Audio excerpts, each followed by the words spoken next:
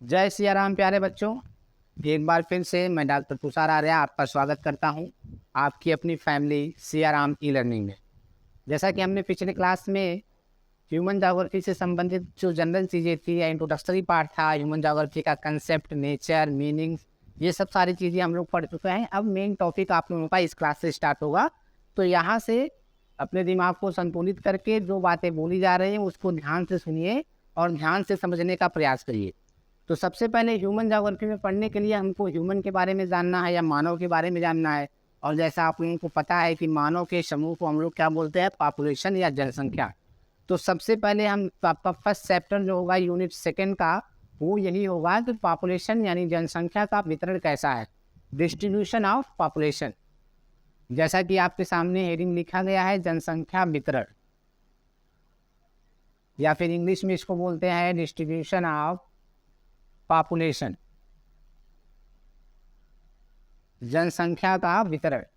कि अब वितरण से क्या संबंधित क्या समझते हैं आप लोग?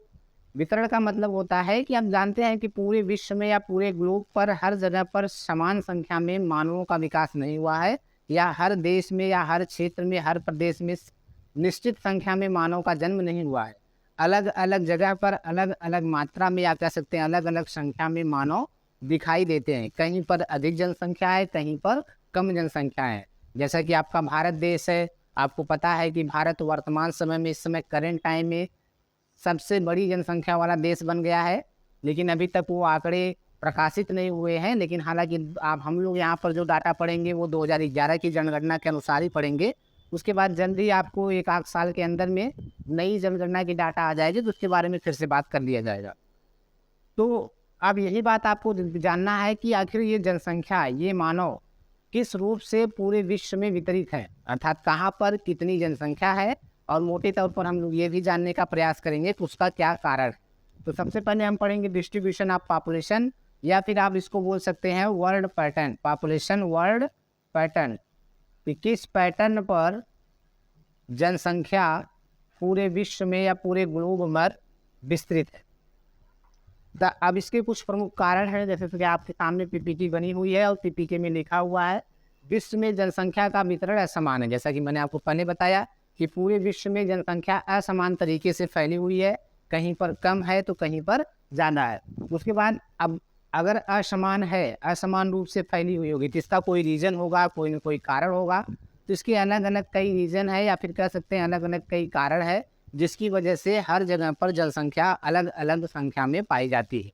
अब इसके कुछ प्रमुख कारणों के बारे में हम लोग चर्चा करेंगे कि किस कारण से जनसंख्या में यह असमानता देखने को मिलती है। तो सबसे पहला जो कारण है आपका भौतिक कारक है। भौतिक यानी कि फिजिकल, भौतिक से आप लोग जानते हैं भाई, फिजिकल फैक्टर्स का भौतिक कारक। भौतिक कारक में कौन कौन सी चीज़ें आती हैं? जैसे मानिए किसी स्थान की जलवायु है, किसी स्थान की स्थलाकृति है, स्थलाकृति मतलब टोपोसीट, उसके बाद जल की उपलब्धता है, मिट्टियाँ हैं, खनिज पदार्थ है, और इसके अलावा भी बहुत सारे ऐसे भौतिक कंपोनेंट्स हैं जो अलग अलग जगह पर या अलग अलग क्षेत्र में अलग अलग मात्रा में पाई जाती है, जिसके कारण से उस क्षेत्र में या उस स्थान पर या उस देश में जनसंख्या का निवास भी अलग अलग मात्रा में होता है। जहाँ पर सारे रिसोर्सेज कह सकते हैं, सारे नेचुरल रिसोर्सेज उपलब्ध होंगे, जहाँ पर आसानी से मानव का जीवन यापन हो सकेगा, स्वाभाविक है वहाँ पर ज़्यादा जनसंख्या निवास करेगी। क्योंकि अगर वहाँ से जीवन यापन के लिए आसानी से सारी चीज़ें मिल जा रही हैं, जो प्रमुख चीज़ें हैं, जैसा आप लोग जानते हैं the basic needs of human, रोटी, कपड़ा और मकान। तो जहाँ पर रोटी, कपड़ा और मकान आसानी से मिल जाएगा, मानव वहाँ पर आराम से निवास करेगा या ज़्यादा मात्रा में वहाँ पर निवास करेगा। तो इसके लिए क्या कुछ भौतिक कारण, जैसे जलवायु है, जहाँ की जलवायु अच्छी है। अब भारत की जनसंख्या इतनी क्यों बढ़ रही है? क्योंकि भारत मानसूनी जलवायु वाले क्षेत्र में पड़ता है। यहाँ का क्लाइमेट बहुत ही सुंदर है, या कह सकते हैं आप बहुत भाग्यशाली है जो इस प्रकार का क्लाइमेट आपको देखने को मिलता है। इस प्रकार का कहने का मतलब आपको इस क्षेत्र में हर प्रकार के मौसम, क्लाइमेट या फिर मौसम, दोनों बात कर सकते हैं, मौसम अलग चीज़ होती है। तो हर प्रकार के मौसम, क्लाइमेट की वजह से ही हर प्रकार के मौसम देखने को मिलते हैं।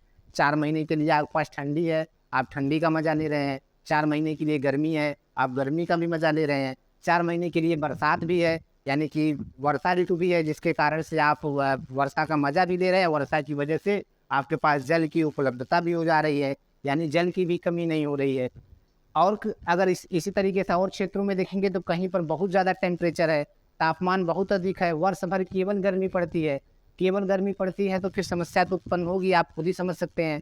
या वर्ष भर केवल ठंडी पड़ रहा है, आइस अर्थ सरफेस पर बर्फ जमा हुआ है, तो वहाँ पर किस तरीके से उत्पादन होगा, खाने के लिए कौन सी चीज़ें मिलेंगी, ये सारी समस्याएं आती, तो वहाँ पर मानव निवास करने नहीं जाता है। उसके साथ साथ जल की भी कमी आती है। और कहीं पर पता चला कि वर्ष भर बारिश ही हो रहा है या कहीं पर वर्ष भर बारिश ही नहीं हो रहा है। ये सारी समस्याएं अलग अलग क्षेत्र में, ये भौतिक कारक हैं जो जिस मात्रा में जहाँ पर मौजूद रहते हैं या जिस स्थिति में रहते हैं वहाँ पर उस हिसाब से जनसंख्या का निवास होता है। तो भारत, चाइना या फिर आप कह सकते हैं जो एशिया महाद्वीप है, यह ऐसा क्षेत्र है जहाँ पर स्थलाकृति भी ठीक ठाक है, यानी समतल मैदान आपको देखने को मिलते हैं। उसके साथ साथ जलवायु भी अच्छी है, जल की उपलब्धता भी है, खनिज पदार्थ और मिट्टियाँ भी, जब समतल सतह है तो मिट्टियाँ भी मिलेंगी, मिट्टियाँ मिलेंगी तो आप एग्रीकल्चर या कृषि से आराम से खाने के लिए आपको चीज़ें मिल जाती। तो इस कारण से इस क्षेत्र में जनसंख्या का अधिक विकास होता है या मानव का अधिक विकास होता है। ये तो भौतिक कारक हो गए। इसके अलावा फिर सांस्कृतिक कारक भी जनसंख्या के लिए या जनसंख्या के निवास के लिए बहुत अधिक प्रभाव डालते हैं। सांस्कृतिक कारकों में क्या है? आर्थिक विकास। किसी क्षेत्र का आर्थिक विकास किस स्तर तक हुआ है, जहाँ जिस क्षेत्र का आर्थिक विकास अधिक होगा वहाँ पर लोग ज़्यादा जाने का प्रयास करते हैं, जिसको आप लोग माइग्रेशन बोलते हैं। हालांकि डेट क्या बोलते हैं, बर्थ उस स्थान पे भले अधिक ना हो, लेकिन रोजी रोटी के लिए जिस क्षेत्र का आर्थिक विकास अधिक हुआ है वहाँ पर स्थानांतरण, जनसंख्या का स्थानांतरण अधिक होता है, माइग्रेशन अधिक होता है। नेक्स्ट चैप्टर आप लोग स्थानांतरण ही पढ़ेंगे कि किस तरीके से, किस कारण से जनसंख्या का स्थानांतरण या जनसंख्या का माइग्रेशन होता है। तो आर्थिक विकास किस क्षेत्र का कैसा है, सामाजिक संस्थाएं कौन कौन सी हैं, तथा राजनीतिक संगठन कैसा है।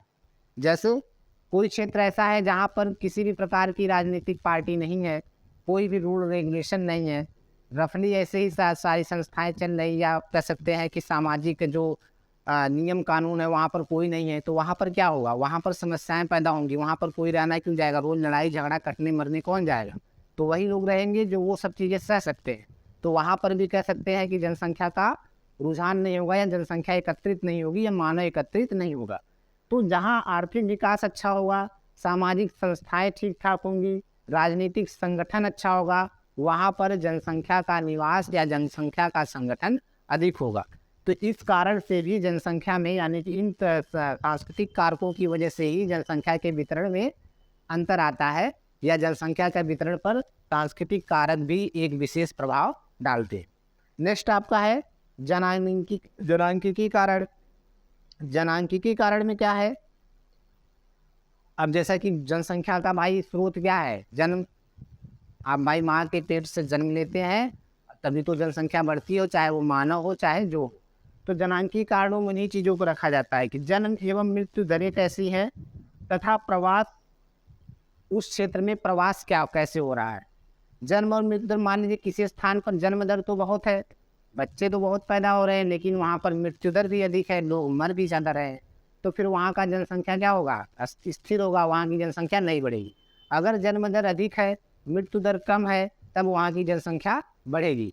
कभी कभी ऐसा भी होता है कि जन्म दर कम है और मृत्यु दर अधिक हो जाता है, तो मृत्यु दर अगर अधिक है, जन्म दर कम है, तो वहाँ की जनसंख्या घटने लगती है। अब इसके भी कई कारण हो सकते हैं, चाहे वो किसी महामारी के रूप में हो, चाहे वहाँ के क्लाइमेट के रूप में हो, या युद्ध हो जाए। भाई आप अलग अलग कारक है, मानव दिमाग ही ऐसा है या मानव चीज़ ही ऐसी है, मानव ऐसा जानवर है जो कुछ भी कर सकता है। आप भी उसी में से आते हैं, तो अलग अलग खुरापात हम लोग करते रहते हैं और अलग अलग तरीके से हम लोग इन चीज़ों को अलग अलग तरीके से डिस्टर्ब करते रहते हैं। अगर नेचुरली सब चीज़ों को छोड़ दिया जाए तो फिर कोई समस्या ही ना हो। तो जन्म और मृत्यु दर कैसा है, प्रवास कैसा है। प्रवास मतलब अभी जैसे मैंने आपको बताया माइग्रेशन, स्थानांतरण, एक स्थान से दूसरे स्थान पर। जब किसी एक स्थान से मानव या मानव का एक समूह किसी दूसरे स्थान पर जाता है तो उसी को प्रवास बोलते हैं। अब प्रवास के भी कई कारण हो सकते हैं। जो सबसे महत्वपूर्ण, भारत में जो सबसे महत्वपूर्ण प्रवास का कारण है वो है रोजगार। रोजगार के लिए वो लोग एक स्थान से दूसरे स्थान पर जाते हैं। कुछ लोग गांव में रहते हैं तो काम करने शहर में आते हैं, फिर भाई वो दैनिक प्रवास होता है, दिन भर बाहर फिर रात को घर पे। कुछ लोग यहाँ पर रोजी रोटी नहीं मिलती तो लोग बाहर भी जाते हैं, पता चला दूसरे जिले में चले गए, दूसरे राष्ट्र में चले गए, यहाँ तक कि दूसरे देश भी लोग रोजी रोटी या रोजगार के लिए जाते हैं।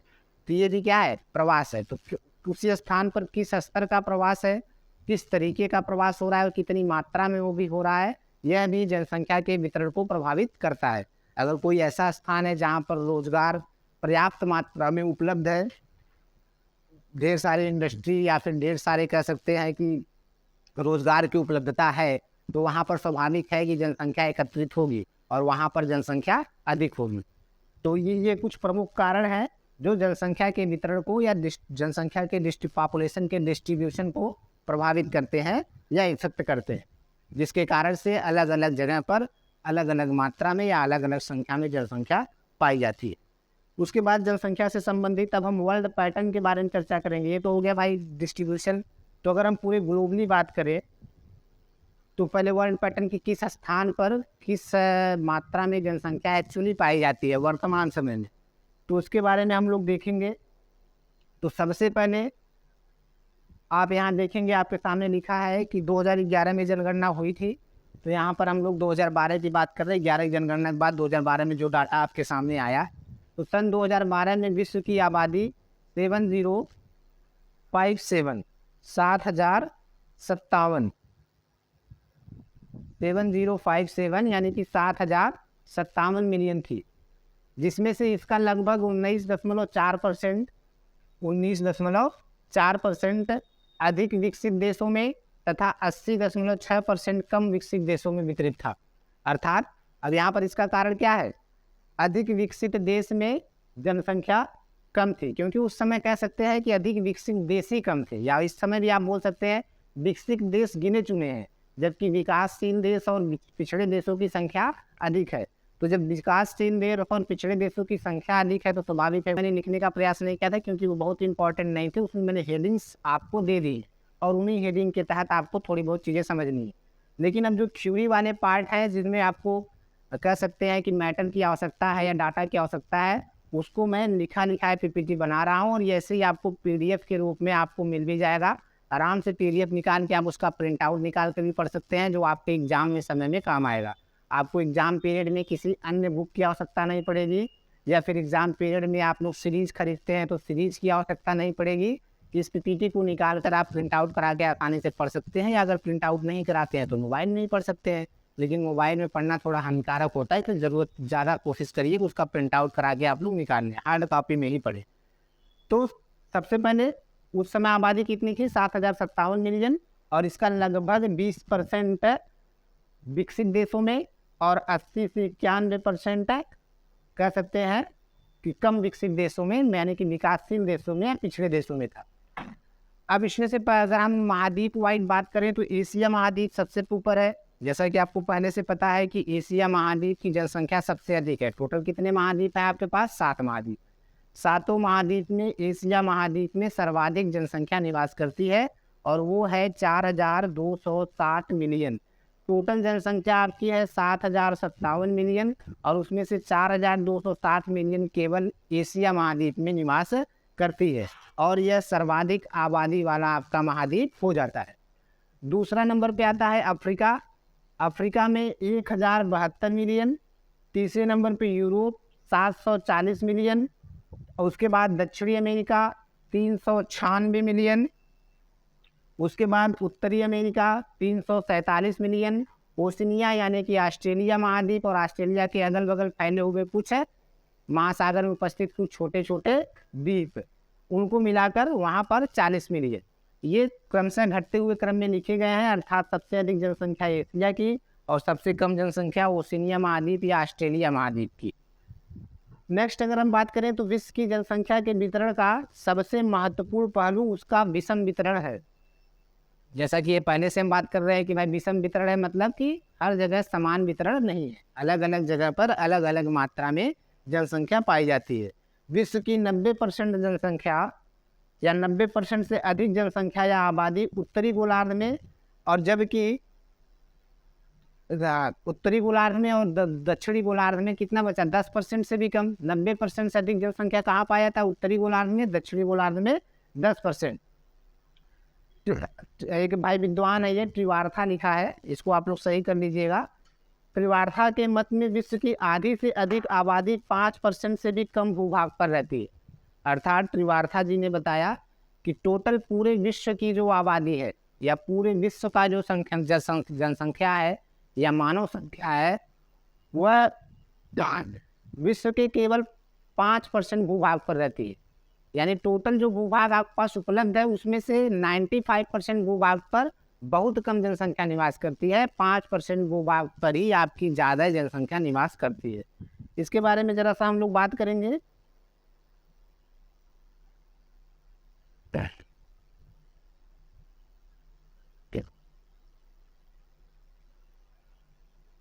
यहीं देख लेते हैं, कोई खाली जगह मिल जाए। ये तो खाली है, इसके बारे में बाद में बढ़ेंगे, पहले हम लोग समझ लेते हैं जनसंख्या का वितरण कैसा। जैसा कि जो बातें कही गई हैं, पहली बात तो सबसे अधिक जनसंख्या कहाँ है, ज़्यादा जनसंख्या 90% कहाँ है, उत्तरी गोलार्ध में। तो उत्तरी गोलार्ध और दक्षिणी गोलार्ध आप लोग पिछले साल पढ़े हैं और परिचित होंगे, तो एक बार फिर से उसी के बारे में चर्चा करेंगे। अब जैसा कि आपके पास पूरा ग्लोब होता है, ग्लोब यानी आपकी पूरी पृथ्वी। पृथ्वी कैसी है, स्वभाव आप लोग जनरली पढ़े हैं, पृथ्वी गोल होती है। अब पृथ्वी गोल है तो पृथ्वी को दो बराबर भागों में बांटा गया है, जिस लाइन को हम लोग बोलते हैं इक्वेटर या भूमध्य रेखा। ये भी आप लोग पहले से पढ़ चुके हैं।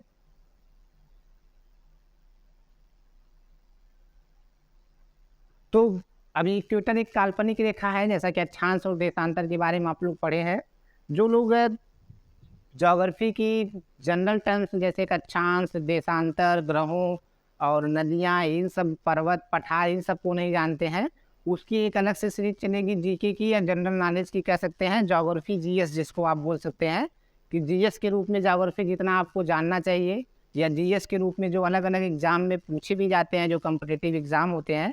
तो ज्योग्राफी जीएस की एक अलग से क्लास हम लोग चलाएंगे, 30, 35, 40 क्लास होंगे, जिसमें जनरल ज्योग्राफी के सारे टर्म्स आपको कह सकते हैं एक्सप्लेन किए जाएंगे। तो उस क्लास को भी आप लोग जरूर देख लीजिएगा, तब आप जब ज्योग्राफी पढ़ेंगे तब आपको ज़्यादा चीज़ें समझ में आएंगी। क्योंकि अभी आप लोगों का क्लास स्टार्ट हो गया, 1-2 महीने में आपका एग्जाम होगा, इसलिए पहले ये पढ़ना भी जरूरी है, नहीं तो पहले हम लोग वही पढ़ते।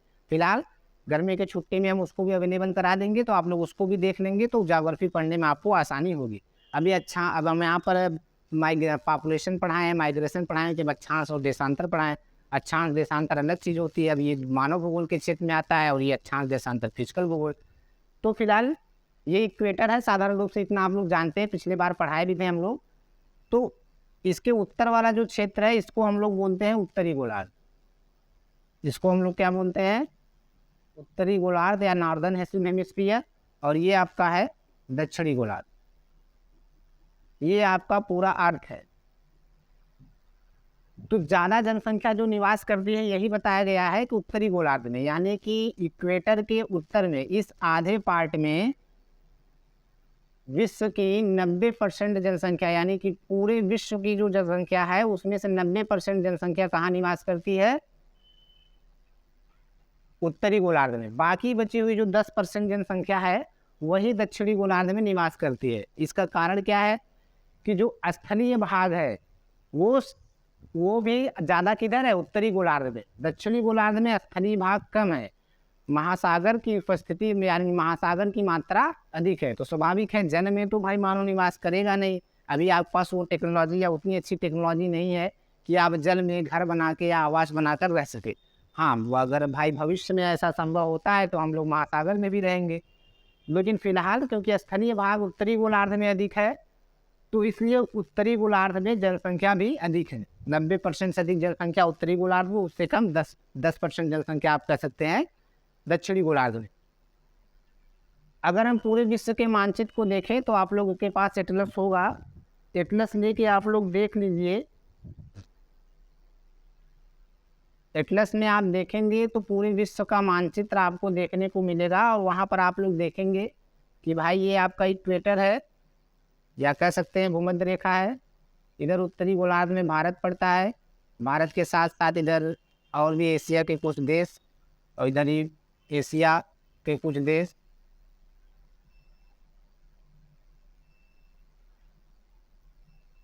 इधर आपका अफ्रीका, इधर यूरोप,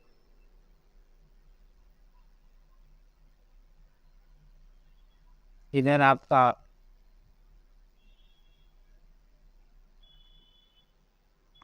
उत्तरी अमेरिका और इधर दक्षिणी अमेरिका और इधर ऑस्ट्रेलिया। जैसा कि आप लोग देख रहे हैं लगभग पूरा विश्व आपके सामने बन गया है। इसमें ये आपका है, यहाँ से अगर आप इसको अलग कर दें तो ये एशिया में पड़ता है, जिसमें आपका भारत है, पाकिस्तान है, चाइना है, रसिया का कुछ पार्ट है। ये आपका यूरोप है, ये अफ्रीका महाद्वीप है, ये दक्षिणी अमेरिका है और ये उत्तरी अमेरिका है। तो ज़्यादा स्थलीय भाग किधर है? ज़्यादा स्थलीय भाग किधर है? आपका उत्तरी गोलार्ध में। तो ज़्यादा जनसंख्या भी कहाँ मिलता है? उत्तरी गोलार्ध में। ये आपका ऑस्ट्रेलिया है। इसके अलावा ये तो मान लीजिए समझ में आ रहा है कि उत्तरी गोलार्ध में स्थल भाग अधिक है तो अधिक जनसंख्या होगी। लेकिन एक बात और त्रिवार्था जी ने कही कि भारत मतलब विश्व की जो ज़्यादा जनसंख्या है 90% जनसंख्या है वो पूरे विश्व में जो स्थलीय भाग है उसके 5% भाग पर ही निवास करती है। अर्थात और अन्य जगह पर जनसंख्या कम है, कुछ जगहों पर ही जनसंख्या अधिक मात्रा में। जैसे मान लीजिए एशिया का क्षेत्र है आपका, एशिया और यूरोप के कुछ क्षेत्र है, उसके बाद अफ्रीका के कुछ क्षेत्र, यहाँ पर जनसंख्या की मात्रा कह सकते हैं जनसंख्या घनत्व अधिक है या फिर पॉपुलेशन डेंसिटी अधिक है। बाकी क्षेत्र जैसे आपका उत्तरी अमेरिका का कनाडा वाला क्षेत्र हो गया, उसके बाद दक्षिणी अमेरिका वाला क्षेत्र हो गया, ऑस्ट्रेलिया वाला क्षेत्र हो गया, अफ्रीका का जो मध्यवर्ती भाग है या फिर कह सकते हैं कि दक्षिणी भाग है वहाँ पर हो गया। तो वहाँ पर जनसंख्या कम निवास करती है, क्योंकि आप क्लाइमेट जब आप पढ़ेंगे, फिजिकल ज्योग्राफी आप पढ़ेंगे तो आपको पता चलेगा बहुत बड़े बड़े मरुस्थल हैं, बहुत बड़े बड़े जंगल हैं, तो वहाँ पर तो मानव निवास करता नहीं है। तो वो क्षेत्र में कह सकते हैं कि आवास या फिर मानव निवास कम मात्रा में होता है। तो ये आपका हो गया जनसंख्या का वितरण या जनसंख्या किस तरीके से पूरे विश्व में फैली हुई है। अब उसके बाद आगे बात करते हैं, ये तो पूरे ग्लोब के संदर्भ में हो गया कि पूरे ग्लोब पर किस प्रकार से जनसंख्या का वितरण है। समझ में आ रहा है ना भाई लोग? उम्मीद है समझ में आ रहा होगा आप लोगों को। नहीं आएगा तो फिर आप लोग एक कमेंट करिएगा, दोबारा से हम लोग इसको समझने का प्रयास करेंगे। तो यहाँ तक हम लोग देख ही लिए थे।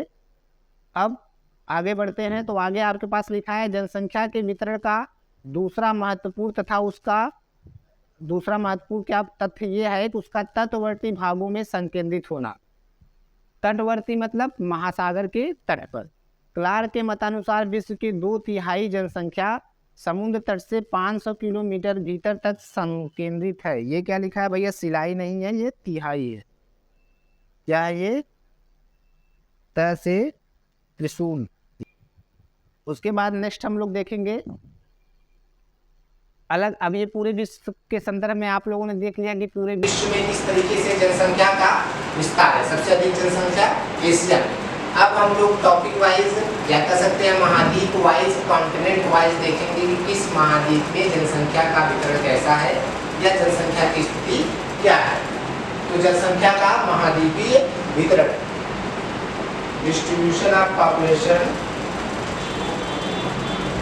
On the basis of continents. जनसंख्या का महाद्वीपीय वितरण। कितने महाद्वीप हैं? 7 महाद्वीप हैं। उन्हीं 7 महाद्वीपों के बारे में बारी बारी से चर्चा हम लोग करेंगे। तो आज की क्लास में हमको लगता है आप लोग थक गए होंगे या उठ भी रहे होंगे। तो बाकी हम लोग महाद्वीप वाइज क्या है जनसंख्या का वितरण, इसके बारे में हम लोग नेक्स्ट क्लास में बात करेंगे। क्लासेस ज़्यादा लंबी न रखते हुए छोटे छोटे रखेंगे। आप लोग को ज़रूरत है तो आप लोग बैठ के 2-3 क्लास साथ में देख लीजिए। नहीं देखने का मन है तो बारी बारी क्लास देखते रहिए। चलिए आज के लिए इतना ही। धन्यवाद। मस्त रहिए और अच्छे से पढ़िए। हम लोग हमेशा आपके लिए उपस्थित हैं।